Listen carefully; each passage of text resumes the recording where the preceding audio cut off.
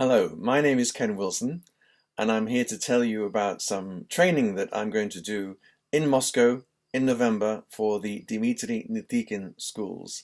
I'm a trainer of teachers and I'm an author of English language teaching materials. I've written about 32 different titles, including about 14 series of course books, and I've trained teachers in about 32 different countries, and I'm very much looking forward to adding Russia to the list of countries that I have trained teachers in. I'm going to be sharing the training sessions with Natalia Belusova, and the title of our training session is Re-energizing Learning. I'd like to tell you a little bit about what I plan to do in my sessions. The training will last for 3 days. There will be 6 sessions, 2 sessions each day. Each session will last for 3 hours, and Natalia and I will share each session, so we will each have 2 90-minute workshops per day. My first workshop, after finding out who you all are and getting to know you, is called Motivating the Unmotivated, how to get your students to do something. Now, motivation is a very, very big word in English language teaching, in education generally, and it's one which I think some people misuse a little bit. I went to a talk once from a native speaker like me who said, all you have to do is to remind your students how many people speak English in the world. There are 350 million first language speakers, there are 350 million second language speakers, and there are 1 billion speakers of the language, these kind of crazy numbers. Well, if I was a Russian teenager and you said to me, you need to learn English because billions of people speak English, I would say, well, Russian is an important language too. I don't think that kind of attempt at extrinsic motivation is very successful. And then we talk about intrinsic motivation, the motivation which comes from within the students themselves. That's really, really hard to monitor. Some of your students will have fantastic motivation to learn all kinds of things, and we have no idea where that motivation comes from. So I've tried to find a way of looking at motivation somehow we're in the middle of these things. What I think is important is to motivate your students to want to come back to your class, that the classroom experience is such a positive one for them that regardless of the value of English later in their lives, it will be an important thing for them to do now, and it will be an enjoyable thing for them to do now.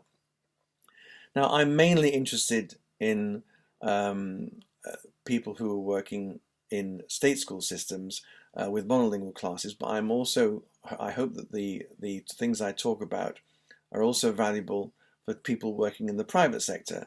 My main interest, again, is teaching teenagers. I think teaching teenagers are the most challenging thing you can do in English teaching. But I think my ideas also work for young adults and adults. And I know people who use my activities with primary school, elementary school students, although I would not consider myself an expert with very young learners. I hope the things that I do will work whatever your teaching circumstances are. So my first talk is called Motivating the Unmotivated. It's a very interactive talk, but it is full of ideas. My other 5 workshops are much more interactive, and what I want to do with them is to try some activities out, and then we'll talk about them at the end. So I'd like you to be my class for the duration of the workshop, and then for the last half hour or so we will discuss the value of the activities to you in your working situation. My second workshop is called Is Anybody Listening?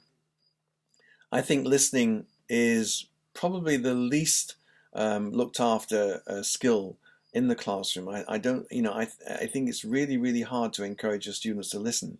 What your students do very well is they listen to you. You then sometimes switch a machine on. That's really hard, listening to a machine. Probably better for them to listen to you and to be able to see your face and the things that you're doing, your expressions, which help them with understanding. But there's a third kind of listening in the classroom, which is when the students listen to each other. And that's a much harder thing to achieve. They'd much rather listen to you. When you say, did you hear what the student says? They'll say, no, what did the student say? And ask you.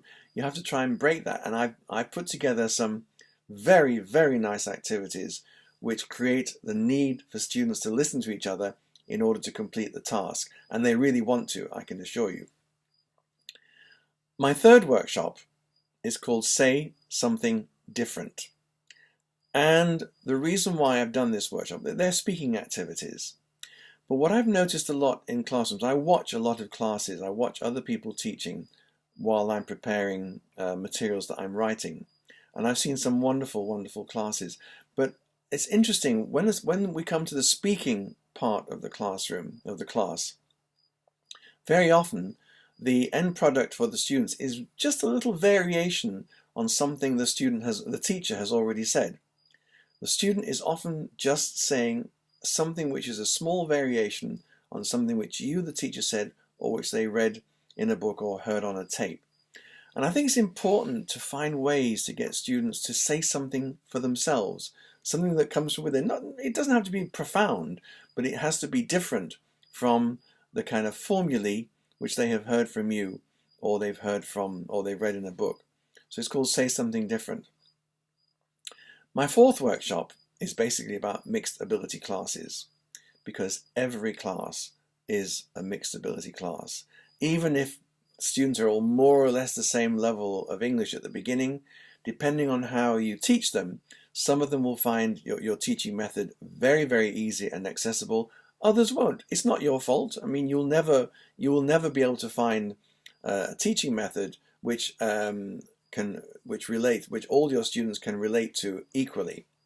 So we have a situation where pretty much every class is a mixed ability class, and I put together some ideas to help you deal with those situations.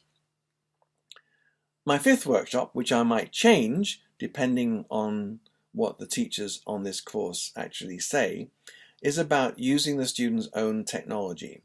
In other words, their smartphones and their tablets. Now, in some countries and in some schools, students are not allowed to use their own technology.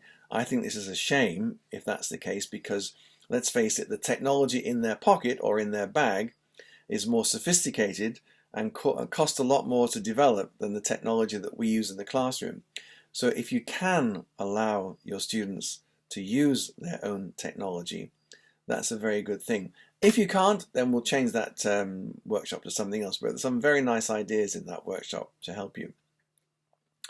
And my last workshop is called 7 Drama Activities That Can't Fail.